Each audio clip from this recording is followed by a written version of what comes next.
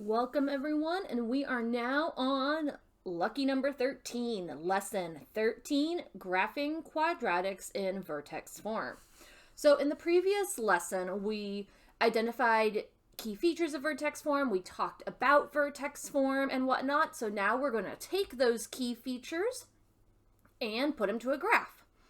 But first, we're going to look at how to go from a graph and write it in vertex form. Super simple.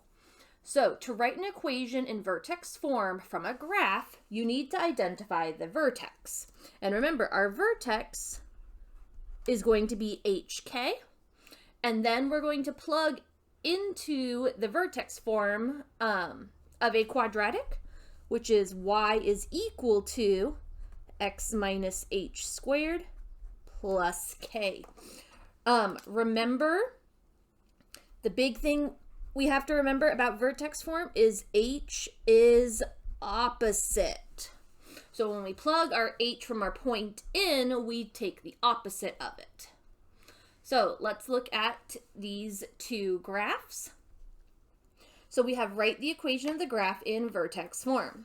So my first graph, I'm going to identify the vertex. Remember, it's either the highest or the lowest point. So this one is our low point, and it's at the point 4, -3.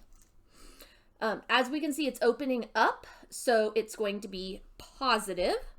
So the equation is going to be y equals, and then x. So my h is 4. So since it's positive, inside the parentheses is going to be -4 squared. And then our k, -3, stays the same. All right, our next one. Again, we identify our vertex. For this time, it's a high point, and it's at 1, 2. But as you can see, with this graph, it is opening down. So since it is opening down, we have y equals, we have to put a negative in front of our parentheses. So we have x, my h is +1, so we take the opposite, -1 squared, and then our k remains the same, so +2, so +2. So that is how we go from an equation, or not an equation, I'm sorry, from a graph and writing it as an equation. So now let's actually get to the graphing part. The first thing we have to take care of first is recalling how to identify key features, but only a little bit of them.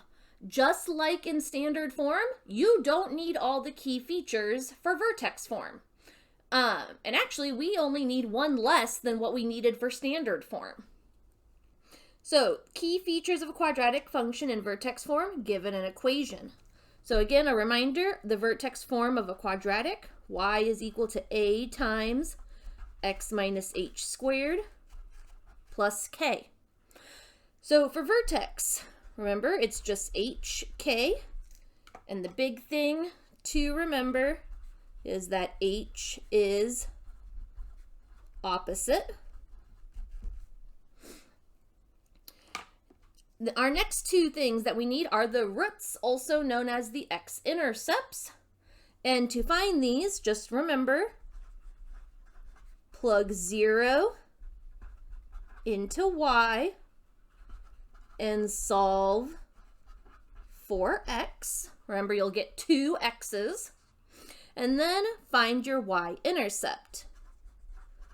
Plug 0 into x and solve for y. So those are the 3 things that we need to be able to graph in vertex form. And then here are our 5 steps that we're going to do. So step 1, identify your vertex and plot on the graph. Then find the x-intercepts. Again, those are your roots, and plot onto the graph. Step 3, find the y-intercept and plot onto the graph, and then plot the reflection of the y-intercept, and then connect as a parabola. But there is one thing you guys need to remember in regards to your y-intercept. if your y-intercept is too big for your graph, select two x's on either side of your roots to plug in and find two new points. It's the exact same thing we did in standard form when our y-intercept was too large. We would select two x's on either side of your roots to then plug into the original and find two new points. Now that we have the steps, we are just going to spend the next 2 pages, aka videos, on graphing.